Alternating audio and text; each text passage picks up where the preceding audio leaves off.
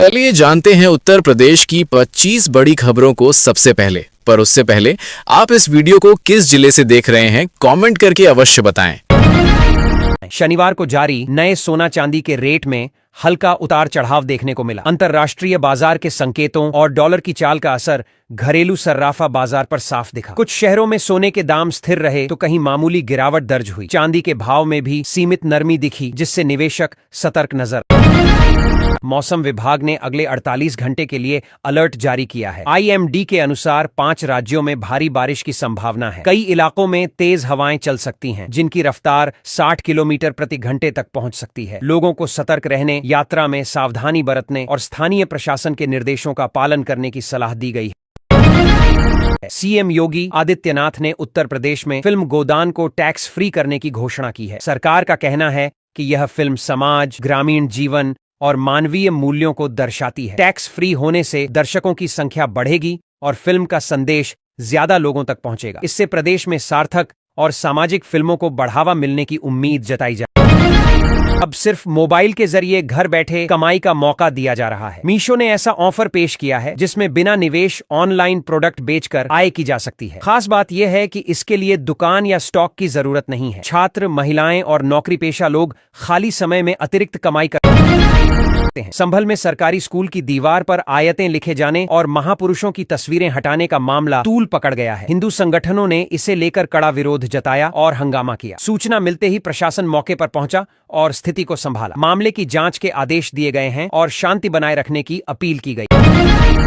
भारतीय reserve bank ने एक साथ 5 बड़े फैसले लिए हैं, जिनका असर आम जनता से लेकर कारोबार तक पड़ेगा। ब्याज दर, बैंकिंग नियम, लोन और महंगाई से जुड़े फैसलों से बाजार में हलचल बढ़ गई है। विशेषज्ञों का कहना है कि इन निर्णयों से आर्थिक गतिविधियों की दिशा तय होगी और लोगों की जेब पर भी प्रभाव। मिडिल क्लास परिवारों के लिए 600 वॉट का सोलर पैनल चर्चा में है। बताया जा रहा है कि यह पैनल रोज करीब 15 यूनिट बिजली बना सकता है। इसकी कीमत सिर्फ 46,500 रुपए रखी गई है। इससे बिजली बिल में बड़ी बचत संभव है और पर्यावरण को भी फायदा मिलेगा। लोग इसे सस्ती और टिकाऊ ऊर्जा का विकल्प मान रहे हैं।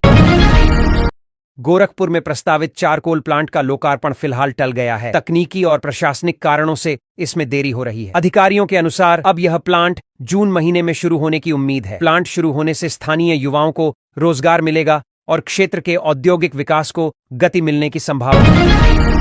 पुलिस ने एक ऐसे चोर को गिरफ्तार किया है जो सिर्फ मंदिरों में चोरी करता था। आरोपी गूगल की मदद से मंदिरों की जानकारी जुटाता और अपने ज्वेलर साथी के साथ चोरी की योजना बनाता था। दोनों को गिरफ्तार कर लिया गया है और चोरी का सामान बरामद किया गया है। पुलिस अब इनके पुराने रिकॉर्ड भी खंगाल रही है। सुप्रीम कोर्ट ने नीट क्वालिफाई न करने वाले छात्रों को एडमिशन देने के मामले में गुजरात के 6 आयुर्वेद कॉलेजों के खिलाफ जांच के आदेश दिए हैं। कोर्ट ने कहा कि नियमों की अनदेखी कर छात्रों का भविष्य खराब नहीं किया जा सकता। जांच रिपोर्ट आने के बाद दोषियों पर सख्त कार्रवाई की चेतावनी भी दी गई। सुप्रीम कोर्ट ने एक अहम फैसले में कहा है कि किसी भी महिला को बच्चा पैदा करने के लिए मजबूर नहीं किया जा सकता। कोर्ट ने इसे महिला की व्यक्तिगत स्वतंत्रता और मौलिक अधिकार से जोड़ा। फैसले में कहा गया कि प्रजनन से जुड़ा हर निर्णय महिला की इच्छा पर निर्भर करता है और इसमें किसी तरह का दबाव असंवैधानिक। बाराबंकी में बाबा पठान के अवैध साम्राज्य पर जिला प्रशासन ने कड़ा एक्शन लिया है। डीएम के निर्देश पर अवैध निर्माण ध्वस्त किए गए। इस कार्रवाई से भूमाफियाओं में डर का माहौल बन गया है। प्रशासन ने साफ कहा है कि अवैध कब्जों के खिलाफ आगे भी सख्त अभियान जारी रहेगा। अविमुक्तेश्वरानंद विवाद के बीच एक बड़ा धार्मिक घटनाक्रम सामने आ सकता है। करीब 19 साल बाद चारों शंकराचार्य एक मंच पर नजर आ सकते हैं। दिल्ली में प्रस्तावित बड़े आंदोलन को लेकर तैयारियां तेज हो गई हैं। इस आयोजन को लेकर देश भर में धार्मिक और सामाजिक हलकों में चर्चा और हलचल बढ़ गई।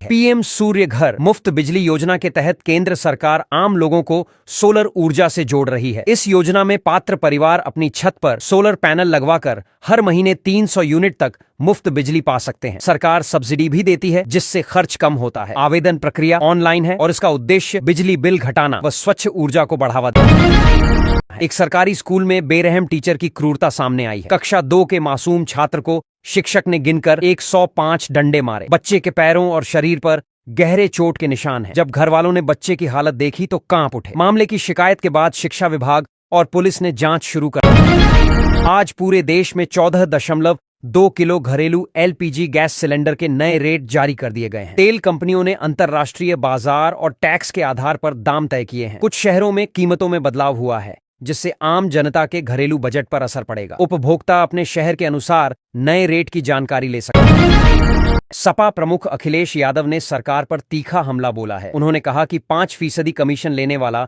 एक आईएएस अधिकारी गायब है। अखिलेश ने आरोप लगाया कि भाजपा सरकार ने उत्तर प्रदेश में कानून व्यवस्था पूरी तरह बर्बाद कर दी है। उन्होंने कहा कि भ्रष्टाचार और अपराध चरम पर हैं और सरकार जवाबदेही से बच रही है। दुधवा टाइगर रिजर्व के जंगलों में वन्य जीवों के लिए सोलर सिस्टम लगाया गया है। इस व्यवस्था से जंगल के भीतर स्वच्छ पानी उपलब्ध कराया जाएगा। खासकर गर्मी के मौसम में जानवरों को पानी की कमी न हो, इसके लिए यह कदम उठाया गया है। इससे पर्यावरण संरक्षण के साथ साथ वन्य जीवों को भी बड़ी राहत। प्रदेश में प्रशासनिक फेरबदल के तहत 5 अफसरों के तबादले किए गए हैं। सरकार ने आदेश जारी कर अधिकारियों को नई जिम्मेदारियां सौंपी हैं। तबादलों की सूची में अलग अलग जिलों और विभागों के नाम शामिल हैं। माना जा रहा है कि यह बदलाव प्रशासनिक कामकाज को और बेहतर बनाने के उद्देश्य से किया गया। मतदाता सूची में नाम जोड़ने और सुधार के लिए समय सीमा 1 माह बढ़ा दी गई है। अब नागरिक 6 मार्च तक दावा आपत्ति दर्ज करा सकेंगे। निर्वाचन आयोग ने यह फैसला लोगों की सुविधा को देखते हुए लिया है। इससे नए मतदाता नाम जुड़वा सकेंगे और गलत प्रविष्टियों को सुधारने का अतिरिक्त मौका मिलेगा। गाजीपुर के एक युवा किसान ने एआई टेक्नोलॉजी की मदद से अपनी किस्मत बदल दी। उसने पारंपरिक खेती छोड़कर स्मार्ट फार्मिंग शुरू की, जिसमें मौसम डेटा, मिट्टी की जांच और ऑटोमेटेड सिंचाई का इस्तेमाल किया गया। इससे लागत कम हुई और उत्पादन में बढ़ोतरी हुई। कम समय में अच्छी आमदनी होने लगी, जिससे आसपास के किसान भी प्रेरित हो रहे हैं। किसानों के लिए सरकार ने बड़ी सौगात दी है। अब सिंचाई के लिए सोलर पंप 80% सब्सिडी पर उपलब्ध कराए जाएंगे। इस योजना का उद्देश्य डीजल और बिजली पर निर्भरता कम करना है। किसान ऑनलाइन आवेदन कर सकते हैं। पात्र किसानों को अनुदान का लाभ मिलेगा, जिससे खेती की लागत घटेगी और आय में बढ़ोतरी होगी। अदालत ने विद्यापीठ को आदेश दिया कि किसी भी शिक्षक को हटाने से पहले ठोस कारण और उचित प्रक्रिया अपनाई जाए। कोर्ट ने कहा कि लंबे समय से सेवा दे रहे शिक्षकों के अधिकारों की अनदेखी नहीं की जा सकती। प्रदेश की विधानसभा का बजट सत्र 9 फरवरी से 20 फरवरी तक आयोजित किया जाए। 11 फरवरी को राज्य सरकार अपना बजट पेश करेगी। सत्र के दौरान कई अहम विधेयकों और विकास से जुड़े मुद्दों पर चर्चा होगी। विपक्ष सरकार से महंगाई, रोजगार और कानून व्यवस्था जैसे मुद्दों पर बारिश के बाद चली पछुआ हवाओं से प्रदेश में ठंड बढ़ गई है। कई जिलों में घना कोहरा छाया रहा और कुछ जगहों पर हल्की बारिश दर्ज की गई। मौसम विभाग ने चेतावनी जारी करते हुए कहा है कि आने वाले दिनों में तापमान और गिर सकता है। लोगों को सतर्क रहने की सलाह दी गई। 20 साल से कार्यरत एडहॉक प्रवक्ताओं को हटाने के मुद्दे पर अदालत ने स्पष्ट टिप्पणी की है। कोर्ट ने कहा कि बिना ठोस आधार और नियमों का पालन किए ऐसे शिक्षकों को हटाना गलत है। लंबे समय तक सेवा देना उनके पक्ष में एक मजबूत आधार है, जिसे नजरअंदाज नहीं किया जा सकता। मेट्रो स्टेशन पर नियमित चेकिंग के दौरान एक छात्र के बैग से तमंचा मिलने से हड़कंप मच गया। सुरक्षा कर्मियों ने तुरंत छात्र को हिरासत में लिया। पुलिस पूछताछ के बाद आरोपी को गिरफ्तार कर जेल भेज दिया गया है। घटना के बाद मेट्रो स्टेशनों पर सुरक्षा और सख्त कर दी। एयरपोर्ट पर मेंटेनेंस कार्य पूरा होने के बाद विमानों की लैंडिंग और टेक ऑफ अब ज्यादा आसान हो जाएगा। समानांतर टैक्सी वे बनकर तैयार हो चुकी है। इससे विमानों की आवाजाही तेज होगी और देरी की समस्या कम होगी। अधिकारियों के अनुसार इससे यात्रियों को भी समय की बचत का लाभ मिलेगा। नोएडा इंजीनियर मौत मामले में चौंकाने वाली जानकारी सामने आई है। जांच में पता चला कि मौके पर मौजूद फायर ब्रिगेड के कई कर्मचारियों को तैरना तक नहीं आता था। रेस्क्यू में देरी को लेकर सवाल उठने लगे हैं। इस लापरवाही पर विभागीय जिम्मेदारी तय की जा रही है और उच्च स्तरीय जांच के आदेश दिए गए।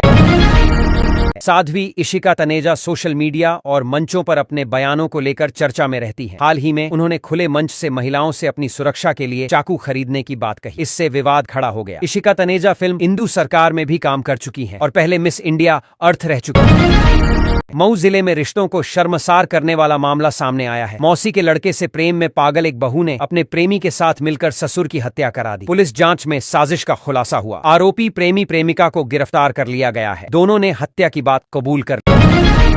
यूपी पुलिस के लिए एक और गौरवपूर्ण उपलब्धि सामने आई है। इंटरपोल ने आईजी किरण एस को इंटरपोल मेडल ऑफ एक्सीलेंस से सम्मानित किया है। यह सम्मान अंतर्राष्ट्रीय स्तर पर अपराध नियंत्रण और सहयोग में उत्कृष्ट योगदान के लिए दिया गया।